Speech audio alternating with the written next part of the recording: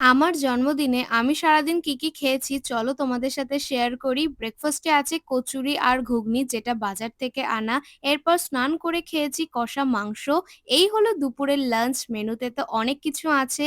সাদা ভাত, fried rice, chicken biryani, ৫ রকম ভাজা, স্যালাড, কাতলা কালিয়া, মাটন কষা, আমের চাটনি, পাঁপড়, ৫ রকম মিষ্টি, পায়েস, দই, অনেক রকম চিপস, বিস্কিটস, চকলেটস আর ফ্রুটি। এই এত খাবার তো আমি আর নির্মল খেয়ে শেষ করেছি। প্রথমেই ৫ রকম ভাজা দিয়ে খেলাম, তারপর সাদা ভাতের সাথে কাতলা কালিয়া দিয়ে খেলাম। দারুণ হয়েছে খেতে। চিকেন বিরিয়ানিটা না দোকান থেকে আনা, আর বিরিয়ানিটা খেতেও আমার খুব একটা ভালো লাগেনি। তো একটু মাটনের গ্রেভি দিয়ে খেলাম।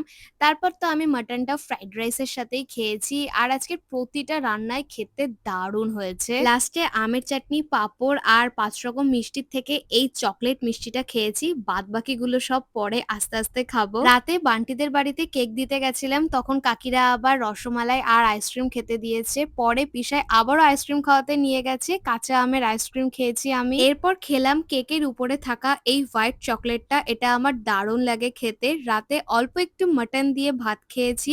শেষে আমের চাটনি আর পাঁপড়। তারপর খেয়েছি থামস আপ। তো এই ছিল আমার জন্মদিনের খাওয়া দাওয়া।